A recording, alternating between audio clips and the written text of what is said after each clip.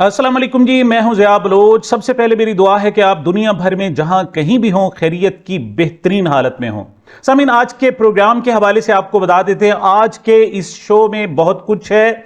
एक तो एक मरतबा फिर सदर फील्ड मार्शल सैयद आसिम मुनीर की बात हो रही है। ये सदर का साबका लाहिका क्यों लगाया जा रहा है, इसकी क्या वजूहात हैं, इस पर बात करेंगे। और पीटीआई में लड़ाई जो शदीद होती जा रही है, अब इसका फायदा होगा या नुकसान होगा, लेकिन एक बात पर तमाम लोग मुत्तफिक हैं कि ये लड़ाई बहुत पहले हो जानी चाहिए थी। क्यों? इस लड़ाई ना होने के नुकसानात बहुत ज्यादा थे। इसके अलावा ईरान अमेरिका के हवाले से जो सालसी की जा रही है, उस हवाले से भी खासी पेशरफ्त है, और जो हुकूमत के कारनामे हैं वो भी आज की इस नशिस्त में शामिल होंगे। लेकिन सबसे पहले आगाज करते हैं अपने सामीन के हवाले से। फीडबैक मुझे मिल रहा है और खास तौर पर कहा जा रहा है कि रिसेंटली जो आपका यूट्यूब पर कमबैक है ये शानदार है, और नाजरीन कह रहे हैं कि अब वक्त खत्म हो गया और आप रेगुलर आप शोज कर रहे हैं, और आपके शो का जो मेयार है वो भी बेहतर हो जा रहा है। तो आपसे इंशाल्लाह वादा रहा, मैंने पहले कहा था कि आप बात नहीं करेंगे, आपको काम करके दिखाएंगे, और इंशाल्लाह वो जो हमारा सिलसिला कुछ बिखर गया था इंशाल्लाह बहुत जल्द बेहतर हो जाएगा। जी, तो आगाज करते हैं अलीमा खान साहिबा के हवाले से। उन्होंने गुज़श्ता रोज कुछ इल्जामात लगाए, और आज जाकर फिर दोबारा मीडिया पर उन्होंने अपनी पार्टी को अच्छा खासा रगड़ा दिया। इस पर यहां तक बात नहीं रही, बल्कि उन्होंने बैरिस्टर गोहर के साथ साथ सलमान अकरम राजा का भी नाम ले दिया। अब सलमान अकरम राजा चूंकि बहुत ही सेंसिटिव आदमी है, आज वो खासे गुस्से में दिखाई दिए, और एक जगह नहीं कम से कम 4-5 जगह उन्होंने जनाब मोहतरमा अलीमा खान साहिबा के सवाल का जवाब दिया, और उन्होंने कहा जी मैं 1 सेकंड लगाने के लिए तैयार हूं कि मैं ये जो जनरल सेक्रेटरी का ओहदा है पीटीआई का छोड़ने के लिए तैयार हूं, लेकिन मुझे इमरान खान का मुंह खाया जा रहा है। उन्होंने चूंकि मुझे जिम्मेदारी दी है, अब लिहाजा मैं कोई तैश में आए बगैर फौरी तौर पर कोई बड़ा फैसला नहीं करूंगा।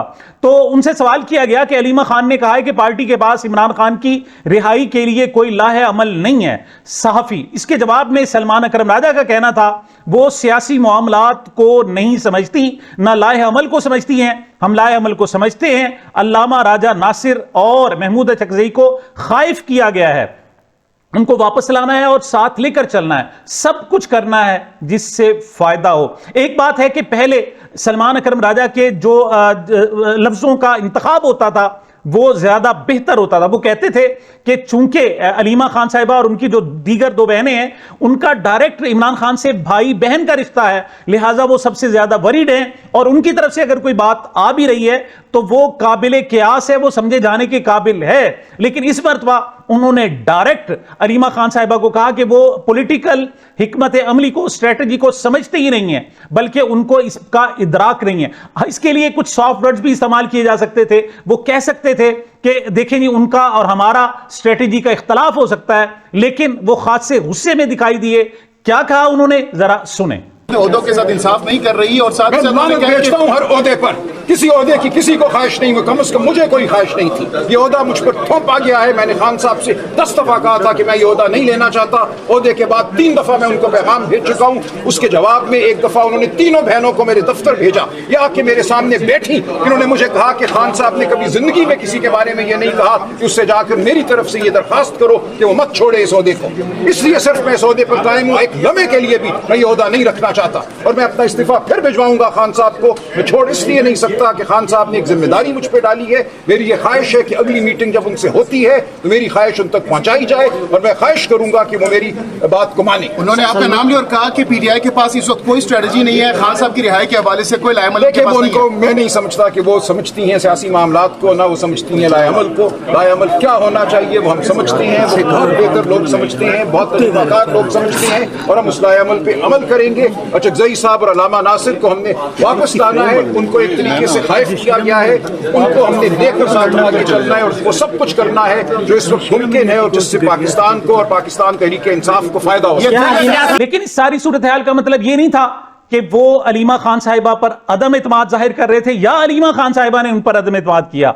आप गुज़श्ता रोज जो अलीमा खान साहिबा ने वर्ड्स इस्तेमाल किए उसको भी देखें تو انہوں نے نپے تلے لفظوں کے ساتھ کہا. بیرسٹر گوہر اور دیگر لوگوں پر بات کرنا چاہتی تھی تو انہوں نے کہا کہ اگر بیرسٹر سلمان اکرم راجہ کا نام نہیں لوں گی تو بہت ساری باتیں، بہت ساری کہانیاں بنیں گی، لہٰذا انہوں نے ان کو بھی رگڑ دیا. اور سے یہ رگڑا جانا صرف جناب محترمہ علیمہ خان صاحبہ کی حد تک نہیں ہے، بلکہ اس وقت جو پی ٹی آئی کا جو سوشل میڈیا ہے وہ سب سے بڑا ہتھیار ہے، اور وہ نہیں دیکھتا کہ عمران خان کے حوالے سے کون اپنا ہے کون پرایا ہے. جو عمران خان کی اسٹریٹجی کے خلاف چل رہا ہے اور یا سست پڑتا ہے اس پر جناب وہ نہ صرف تنقید کرتا ہے بلکہ کھل کر تنقید کرتا ہے. یہی وجہ ہے کہ سوشل میڈیا پر صرف یہ نہیں بلکہ جناب سابق صدر سے لے کر ایک نیچے سے نیچے حماد اظہر تک اور دیگر عہدیداروں تک سب کو ایک ہی لائن میں کھڑا کیا گیا ہے. ایک ہی لائن میں کھڑا کر کے ان پر گندے انڈے برسائے جا رہے ہیں اور ان کو سخت تنقید کا نشانہ بنایا جا رہا ہے. دوسری طرف سلمان اکرم راجہ یہ بات نہیں ہے کہ بہت زیادہ غصے میں تھے، انہوں نے اپنی بات کو دلیل کے ساتھ ثابت کیا اور مختلف مواقع پر گفتگو کرتے ہوئے انہوں نے کہا کہ وہ محترمہ علیمہ خان صاحبہ کے شک نہیں کرتے، ان کی نیت پر کوئی شک نہیں کرتے. اس سے پہلے انہوں نے کہا کہ مشال یوسف زئی ہوں یا دوسری طرف شیر افضل مروت ہوں، ان کی نیت پر شک کیا جا سکتا ہے، لیکن محترمہ علیمہ خان صاحبہ جو بھی کہہ رہی ہیں وہ اپنی بہن ہونے کے ناطے کہہ رہی ہیں. اس حوالے سے کیا کہا ذرا سنیں. اس وقت سہولت کاری کی جا رہی ہے پی ٹی آئی کی جانب سے. مکمل طور پہ غلط بات کی انہوں نے. دیکھیں ان کی اپنی سیاسی سمجھ بوجھ جو ہے بہت محدود ہے، اور یہ بات خان صاحب نے کئی بار مجھے کہی کہ کبھی بھی سیاسی فیصلوں میں علیمہ کے تابع نہ ہونا. یہ بات میں آج پہلی بار کھل کے کر رہا ہوں. انہوں نے کہا، انہوں نے نام لے کے مجھے بتایا کہ کون کون وہ لوگ ہیں جن سے ہمیں مشاورت کرنی ہے، جن کے ساتھ مل کر ہمیں سیاسی لائحہ عمل طے کرنا ہے. بالکل ایک لائحہ عمل طے ہوگا، ہو رہا ہے، جو کچھ ممکن ہے وہ ہم کر رہے ہیں. ہم سمجھتے ہیں اس پارٹی کو اس وقت منظم کرنا، پارٹی کو مضبوط کرنا، اتحاد قائم کرنا دیگر پارٹیوں کے ساتھ، یہ وقت کی ضرورت ہے. یہ اس وقت ہم اگر کریں کہ کچھ لوگوں کو 10-20 ہزار لڑکوں کو لے کر کسی شہر پہ حملہ کر دیں تو سوائے اس کے کہ آپ کو لاشیں ملیں گی. کیا اس وقت حکومت کی سہولت کاری آپ لوگ کر رہے ہیں؟ بالکل لغو بات ہے یہ. دیکھیں 9 اپریل کا جلسہ منسوخ کرنا بالکل درست فیصلہ تھا. خان صاحب نے وہی فیصلہ خود کیا انڈیپینڈنٹلی جیل میں. سلمان صفدر نے آ کے ہمیں یہی بتایا کہ ان کا یہی فیصلہ ہے. اس وقت تک ہم فیصلہ کر چکے تھے، اور یہ فیصلہ اس لیے کیا گیا کہ سفارتکار 9 اپریل سے اسلام آباد آ رہے تھے. اس پورے علاقے کو پرامن ہونا تھا. یہ ہائی سیکیورٹی زون تھا. یہاں پہ صحافی پوری دنیا سے آ رہے تھے. اس صدی کی سب سے بڑی سب سے اہم کانفرنس یہاں منعقد ہونے جا رہی تھی. تو کس طرح ہم اس میں حائل ہوتے؟ یا سفارتکار جو ہم سے رابطہ کر رہے تھے ان کی درخواستیں آ رہی تھیں. یہ دوریاں کیسے پیدا ہوئی علیمہ صاحبہ اور آپ کے درمیان؟ آپ بھی بڑے غصے میں ہیں، انہوں نے بھی آپ کا کل نام لیا. وہ غصے میں، اور یہ اس کی وجہ آپ کے سامنے ہے. دیکھیں یہ میں بنیاد پر انہوں نے کہا کہ سہولت کاری آپ یہ تو وہ بتائیں نا. یہ غلط کہا انہوں نے، بالکل بے بنیاد بات کی. اس کو بالکل قبول نہیں کیا جا سکتا. اور اگر اس آپ نے تو گلا شکوہ کیا ان سے، ان کو اپنی رائے ان تک پہنچا دی ہے. کیا ان کا جواب کیا تھا؟ نہیں، جو بھی ہے وہ چھوڑیے. اس لیے میں امید کرتا ہوں کہ آئندہ معاملات جو ہیں اس نہج پہ نہیں پہنچیں گے. عزت ہر ایک کی مقدس ہے، ہر ایک کی عزت ہونی چاہیے، کرنی پڑے گی. کسی پہ انگلی نہیں اٹھائی جا سکتی. آپ لوگوں کے پاس کوئی اسٹریٹجی نہیں ہے عمران خان کو باہر نکالنے کے؟ وہ دے دیں اسٹریٹجی. پھر دیکھیں اسٹریٹجی انہوں نے تو دے دی ہے. وہ کہہ رہی ہیں اٹک پل بند کر دیں. اٹک پل بند کر دو. یہ کوئی اسٹریٹجی نہیں ہے. ٹھیک ہے نا؟ اٹک پل بند کر دو. اٹک پل کون بند کرے گا؟ سلمان صفدر صاحب جب ملاقات کی باتوں سے ڈینائی کیا، علیمہ خان نے، اور پنڈی والے جلسے کو بھی ڈینائی کیا. کیا وجہ ہے؟ بالکل غلط کہا. جو میں نے آپ سے کہا ہے وہ حقیقت ہے. سلمان صاحب نے جو کہا میں نے بالکل بیان کر دیا ہے. سر وکلا کے اوپر جو عدم اعتماد کیا، دیکھیں ہمارے بہت سے ایسے وکلا ہیں جو غائب ہیں، جو نہیں آتے.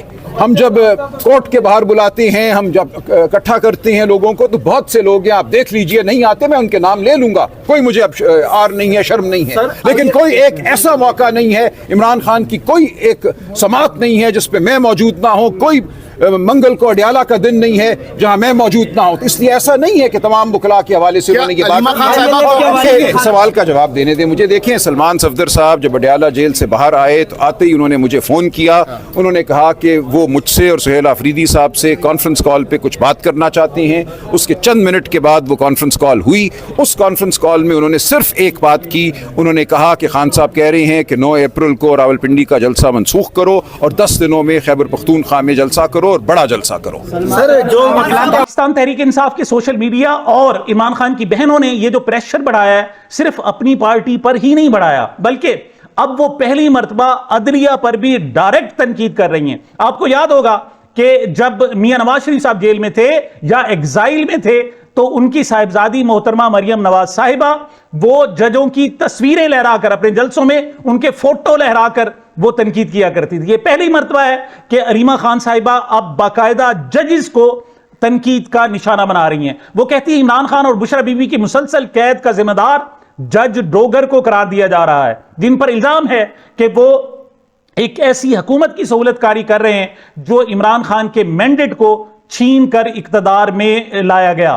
محترمہ مزید کہتی ہے عمران خان کو 6 ماہ سے سخت حالات میں تنہائی قید میں رکھا گیا ہے، جبکہ بشرا بی بی کو بھی اسی طرح قید رکھا گیا ہے. ان کی رہائی کو جان بوجھ کر روکا جا رہا ہے اور اسلام آباد ہائی کورٹ کے چیف جسٹس ان کی ضمانت کی سماعت نہیں کر رہے. عمران خان نے واضح کیا ہے کہ عدلیہ اب آزاد نہیں رہی بلکہ حکومت کے ایک آڑے کے طور پر کام کر رہی ہے. ان کے مقدمات میں تعینات ججز انصاف فراہم نہیں کر رہے بلکہ اس بات کو یقینی بنا رہے ہیں کہ سماعتیں نہ ہوں. حقیقت سادہ ہے، جیسے اس کیس کی سماعت ہوگی اس کی کمزور اور بے بنیاد نوعیت سامنے آ جائے گی اور ضمانت ناگزیر ہو جائے گی. یہ پہلی مرتبہ ہے کہ محترمہ علیمہ خان صاحبہ ججز کے نام لے کر اور ان کے عہدے گنوا کر ان پر تنقید کر رہی ہیں. ان حقائق کو دیکھا جائے تو کیا ان ججز پر اس حوالے سے کوئی فرق پڑے گا؟ اب 2 اقدامات ہو سکتے ہیں. ایک تو یہ ہو سکتا ہے کہ وہ توہین عدالت میں ان کو بلا لے اور ان پر باقاعدہ کوئی مقدمہ درج کر لیا جائے، یا ایسا بھی ہو سکتا ہے کہ نون لیگ کا یا کوئی بھی پی ٹی آئی کا جو مخالف وکیل ہے وہ باقاعدہ عدالتوں میں چلا جائے اور کہے کہ چیف جسٹس اسلام آباد ہائی کورٹ جسٹس ڈوگر کے خلاف چونکہ علیمہ خان نے نام لے کر اور عہدہ بتا کر ان پر تنقید کی ہے لہٰذا توہین عدالت کی کارروائی کی جائے. لیکن میرا اپنا ذاتی بحثیت ایک وکیل کے ایک تجربے کے طور پر میں بتا رہا ہوں کہ شاید جسٹس ڈوگر ایسا نہ کرے، کیونکہ اگر یہ مقدمہ عدالت میں چلتا ہے تو پھر بہت ساری چیزیں آئیں گی. اس میں عدلیہ کی ساخت بھی آئے گی کہ یہ جج کیسے بنے، کس طریقے سے ان ججوں کی نامزدگی ہوئی اور کس طریقے سے یہ جج اپنا کنڈکٹ کر رہے ہیں. مجھے لگتا ہے ایسے کہ اس سخت بات کو بھی پی لیا جائے گا اور اس پر کوئی خاطر خواہ توجہ نہیں دی جائے گی. جی چلتے ہیں جناب ایران اور امریکہ کے درمیان ثالثی کے حوالے سے 2 بڑے ہمارے عہدیدار جناب میاں شہباز شریف صاحب اپنے نائب وزیر اعظم اور وزیر اطلاعات اور دیگر بہت سارے وزراء کے ہمراہ اس وقت سعودیہ کے دورے پر ہیں. اگرچہ ان کا اس طرح کا ریڈ کارپٹ استقبال نہیں کیا گیا جب پہلے ہوتا تھا اور سعودی ولی عہد خود ایئرپورٹ پر آ کر ان کا استقبال کرتے اور انہیں اپنی گاڑی میں لے جاتے تھے، لیکن اب اس مرتبہ اس طرح کا استقبال تو نہیں ہے. لیکن پھر بھی چونکہ پاکستان امریکہ کے ساتھ اور دوسری طرف سعودی عرب کے ساتھ کھڑا ہے لہٰذا ان کا احترام کیا جا رہا ہے اور ان سے ملاقاتیں بھی کی جا رہی ہیں. دوسری طرف ہمارے فیلڈ مارشل سید عاصم منیر سرکاری دورے پر میڈیٹری کے لیے وہ باقاعدہ ایران پہنچے اور تہران میں ان کا وزیر خارجہ عباس عراقچی نے کھلی باہوں کے ساتھ استقبال کیا، معانقہ کیا. اچھا اس میں اہم ترین بات یہ تھی کہ اس فیلڈ مارشل سید عاصم منیر وہ جہاز سے جب اترے تو وہ آگے تھے، جبکہ وزیر داخلہ جو ٹیکنیکلی ان کے باس ہوتے ہیں بلکہ ان کی اپارٹنگ اتھارٹی بھی سیکٹری ہوتا ہے اور سیکٹری کے بھی جو سربراہ ہے سیکٹری ڈیفنس کے وہ وزیر داخلہ ہے، وہ ان کے پیچھے تھے. تو ایک مرتبہ پھر ہمارے ہاں بازار سیاست میں افواہیں گرم کر رہی ہیں کہ جناب ایک مرتبہ شاید یہ تازہ جو صورتحال ہے کہ فیلڈ مارشل سید عاصم منیر خود فرنٹ فٹ پر کھیل رہے ہیں لیکن ان کے پاس چونکہ کوئی سیاسی اور بڑا حکومتی عہدہ نہیں ہے، وہ ایک آرمی کے سربراہ کے طور پر ہیں، تو اس وجہ سے یہ بار بار ان کے سامنے رکاوٹیں آ رہی ہیں. وہ صحیح طریقے سے جو عالمی سطح پر نیگوسیشن ہو رہی ہے اس کو کنڈکٹ نہیں کر رہے اور بہت سارے مسائل ہیں. تو ایک مرتبہ پھر کہا جا رہا ہے کہ ان کو صدر کا عہدہ سنبھال لینا چاہیے اور شاید یہی وجہ ہے کہ صدر مملکت آصف زرداری صاحب کو اس سارے پروسیس سے یہ جو جناب اسلام آباد ٹاکس ہو رہی ہیں ان میں ان کو علیحدہ رکھا گیا، بلکہ وہ جیکب آباد میں اور سندھ کے اندرونی علاقوں میں جا کر جو فوتگیاں ہوئی تھی ان پر تعزیتیں کرتے رہے. اس حوالے سے ایک جملہ کہا جا رہا ہے کہ جب بہت اچھے خاص مہمان آ جائیں تو گھر میں جو کھانسنے والا ہوتا ہے اس کو کسی رشتہ داروں کو ملنے کے لیے بھیج دیا جاتا ہے. شاید ایسا ہی سلوک صدر آصف زرداری سے کیا گیا ہے اور یہ اب پھر ایک مرتبہ قیاس آرائیاں بھی اور مطالبات بھی زور پکڑتے جا رہے ہیں کہ فیلڈ مارشل سید عاصم منیر کو صدر کا عہدہ بھی سنبھال لینا چاہیے. 2/3 اکثریت ہے، فوری طور پر قانون زیادہ چند گھنٹوں میں منظور کروایا جا سکتا ہے اور وہ صدر کا عہدہ سنبھال سکتے ہیں. اس پر وہ جناب آرمی چیف تو ہوں گے لیکن ساتھ ہی وہ صدر فیلڈ مارشل سید عاصم منیر ہو جائیں گے۔ الجزیرہ ٹی وی کی رپورٹ ہے کہ army chief field marshal Asim Munir Iran اور امریکہ کے درمیان مذاکرات کی بحالی سے متعلق اعلیٰ سطحی بات چیت کے لیے ایران پہنچ گئے۔ پاکستانی وفد امریکہ کا پیغام پہنچانے اور مذاکرات کے دوسرے دور کی تیاری کے لیے ایران پہنچا ہے۔ ان کا بہرحال شاندار استقبال کیا گیا۔ دوسری طرف ایران بڑی زبردست قسم کی اسٹریٹجی اختیار کیے ہوئے، وہ ایک ہی وقت میں نہ صرف عالم اسلام میں اپنی بھرپور مقبولیت ثابت کر رہا ہے، بلکہ کرسچینٹی میں عیسائی جو ممالک ہیں ان میں بھی وہ مقبول ہوتا جا رہا ہے۔ اس کی سب سے بڑی وجہ جب ٹرمپ اور پوپ لیو کے درمیان آپس میں تو میں اور جناب لفظی جھگڑا شروع ہوا، تو ایسے میں سب سے پہلے ٹرمپ کو جو شٹ اپ کال دینے والے تھے وہ ایرانی صدر مسعود پزشکیان تھے۔ ان کا کہنا یہ تھا کہ پوپ مسیحیوں کا ایک سب سے بڑا عہدہ ہے، ان کا احترام کیا جائے، اور پھر حضرت عیسیٰ علیہ السلام کے حوالے سے جو ایک تصویر جاری کی صدر ٹرمپ نے، اور اس میں انہوں نے اپنے آپ کو مسیحی کی روپ میں دکھایا، اپنے اوپر چادر، لال رومال، ہاتھوں میں جناب وہ کبوتر اور اس قسم کی جو چیزیں تھی، اس پر بھی جو عیسائی برادری ہے، مسیحی برادری ہے، وہ سخت سیخ پاتی، اور اس کا جواب بھی سب سے پہلے ایرانی صدر نے دیا۔ ان کا کہنا یہ تھا کہ ہم حضور اکرم صلی اللہ علیہ وآلہ وسلم، حضرت محمد مصطفیٰ صلی اللہ علیہ وسلم کی بے توقیری برداشت نہیں کر سکتے، لیکن یاد رہے کہ ہم حضرت عیسیٰ علیہ السلام کی اس حوالے سے کسی قسم کی بھی بے توقیری برداشت نہیں کریں گے۔ ان کے اس بیان سے جو مسیحی ممالک ہیں، عیسائی دنیا ہے، ان پر اس کا زبردست اثر پڑا ہے، اور وہ بھی ایران کا احترام کرنے لگے ہیں۔ امریکہ کے نمبر 1 قسم کے جسے تجزیہ کار کہیں، ٹکر کارلسن، وہ کہتے ہیں جو لوگ اقتدار میں ہیں وہ نہیں چاہتے کہ آپ یہ جانیں، لیکن مسلمان جیسس حضرت عیسیٰ علیہ السلام سے محبت کرتے ہیں۔ تو اس اسٹریٹجی کے حوالے سے ایرانی صدر نے جسے کہتے ہیں کلین بولڈ کیا ہے پوری کی پوری مسیح برادری کو، اور ان کو احساس ہونے لگا ہے کہ ہم نے دفاع کرنا تھا حضرت عیسیٰ علیہ السلام کا، لیکن ہم سے زیادہ دفاع ایران کر رہا ہے۔ دوسری طرف امریکی صدر ٹرمپ نے واضح طور پر کہہ دیا ہے، اور ان کا کہنا یہ ہے کہ جنگ ایران کے ساتھ ختم ہونے جا رہی ہے۔ کیا کہا انہوں نے، ذرا سنیں۔ I had to divert, because if I didn't do that, right now you would have Iran with a nuclear weapon, and if they had a nuclear weapon, you would be calling everybody over there, sir, and you don't want to do that. Well, you keep saying was. Is this war over? I think it's close to over, yeah. I mean, I view it as very close to over. You know what?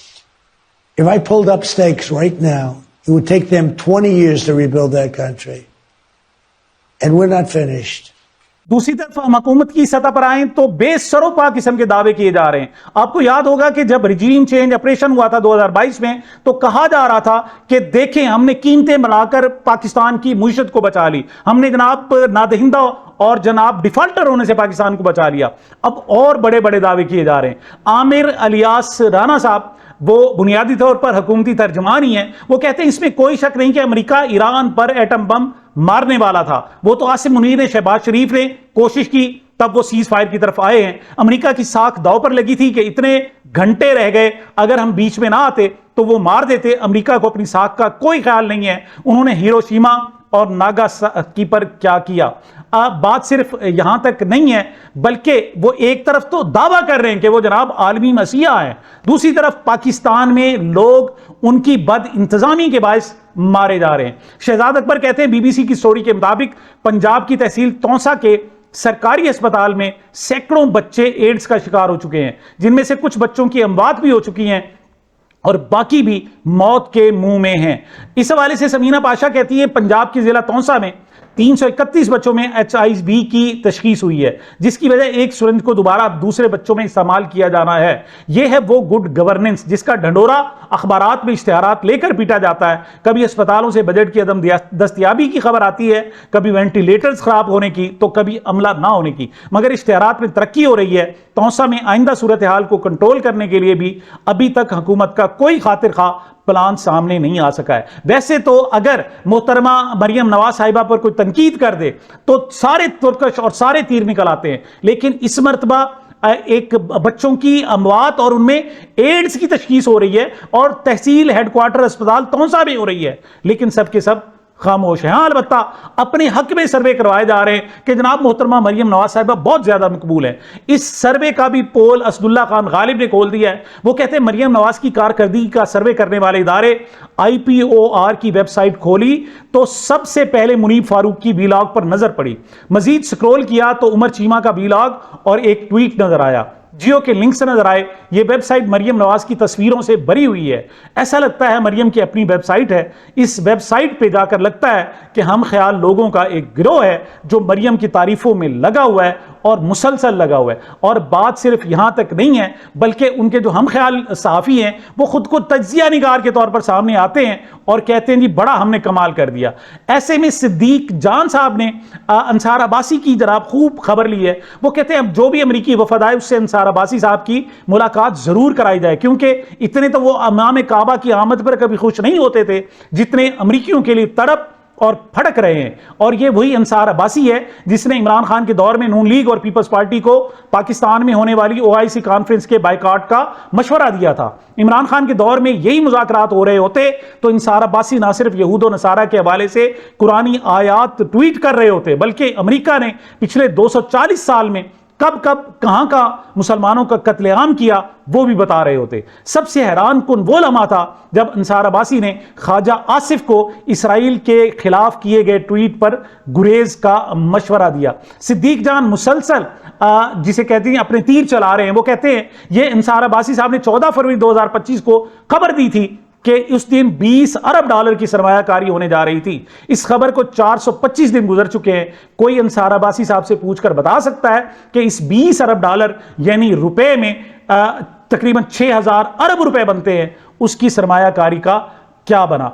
مطلب صدیق جان تاک کر نشانے لے رہے ہیں لیکن ان کے پاس کوئی جواب نہیں ہے کہ ان کو دیا جا سکے. دوسری طرف شرمیلہ فاروقی صاحب ہے پیپلز پارٹی کی رہنما ہے. وہ کہتی ہیں کراچی میں رہنا ایسے ہی ہے جیسے پیرس میں رہنا. اصل صورتحال یہ ہے کہ کراچی کی سڑکیں ٹوٹی ہوئی وہاں ہر وقت قتل و غارت اور وہاں پر جان کے لارے پڑے رہتے ہیں. لیکن فیاض شاہ نے جواب دیا. وہ کہتے ہیں بات تو سچ ہے. شرمیلہ فاروقی جیسے لوگوں کے لیے ملک لندن اور پیرس ہے. یہاں ان کے پروٹوکول اور ٹھاٹ باٹ شاہی خاندان جیسے ہیں. اصلی لندن پیرس جا کر تو یہ ٹیکسیوں میں دھکے کھا رہے ہوتے ہیں. وہاں شاپنگ کر کے بیگ بھی خود اٹھاتے ہیں. پاکستان میں ہر کام کے لیے خدمت گاروں کی ایک فوج موجود ہے. محسن نقوی صاحب نے کہا تھا کہ پچھلے 3 سالوں میں $100 ارب سے زائد بیرون ملک گئے. کراچی میں 1-2 لوگوں کو اٹھانے کی دیر ہے. پتہ چل جائے گا کہ کیسے گئے. بزنس کمیونٹی بجٹ سے پہلے $10 ارب پاکستان واپس لائے. اس پر رانا ثناء اللہ صاحب نے بڑا عجیب سا تجزیہ دیا ہے. اچھا رانا ثناء اللہ صاحب پہلے بھی محسن نقوی سے خائف ہیں. وہ کہتے تھے کہ جناب یہ تو شکر ہے کہ وہ وزیر داخلہ ہیں. اگر وہ چاہتے کہ مجھے وزیر اعظم بناؤ تو ہمیں ان کو وزیر اعظم بنانا پڑتا. رانا ثناء اللہ کہتے ہیں اگر 2 بندوں کو اٹھانے سے یہ مسئلہ حل ہو سکتا ہے تو پھر تو ان 2 بندوں کو پہلے اٹھانا چاہیے, بعد میں بات کرنی چاہیے. مجھے محسن نقوی صاحب ملتے ہیں تو میں بھی ان سے کہوں گا کہ یہ اگر مسئلے کا حل ہے تو ہمیں ان 2 بندوں کو پکڑنے میں دیر نہیں کرنی چاہیے. اس طرح کی باتیں ماضی میں بھی ہوتی رہی ہیں. ماضی میں $200 ارب 1000 ارب روپے کی بیرون ملک پراپرٹیز لانے کی باتیں ہوتی رہی ہیں اور اب بھی وہی کچھ ہو رہا ہے. چونکہ سخت خبریں سناتے رہتے ہیں, سرا لائٹ خبر بھی سنی ہے. مفتی عبدالقوی ملتان سے ان کا تعلق ہے. وہ کہتے ہیں پورے پاکستان کی جتنی بھی خواتین اینکرز ہیں اگر وہ چاہتی ہیں کہ ان کی جلد از جلد پرسکون اور پرکیف شادی ہو جائے تو وہ مجھے اپنے پروگرام میں مہمان بنا لیں. 15 دن میں ان کی شادی ہو جائے گی. وہ اس وجہ سے بھی کہہ رہے ہیں کہ اگر کوئی اور رشتہ نہ ملا تو مفتی عبدالقوی صاحب اپنی خدمات انہیں پیش کر دیں گے اور 15 دن کا جو ان کا وعدہ ہے کہ شادی ہو جائے گی وہ عین ممکن ہے کہ ہو جائے. ایک بات یاد رکھیں کہ نون لیگ والے بھی ان پر بڑی تنقید کی جاتی ہے کہ وہ پرواہ نہیں کرتے, لیکن ہمارے مفتی عبدالقوی صاحب ان سب سے آگے ہیں. ان کو جتنا مرضی برا بھلا کہہ دیں ان کی خواہش ایک ہوتی ہے کہ کاش کوئی ٹی وی کا ایک پروگرام مل جائے اور اس میں وہ اپنی مفتیت جھاڑ سکیں. بہرحال وہ لگے ہوئے ہیں اور عین ممکن ہے کہ اگلے جو 2-4 دن ہیں ان میں ان کی 2-4 مزید شادیوں کی نوید سامنے آ جائے. سامنے یہ میری اب تک کی گزارشات تھی. مجھے اپنے اس چینل کو اپنی محبتوں اور دعاؤں میں یاد رکھیے گا. ملتے ہیں چھوٹے سے وقفے کے بعد.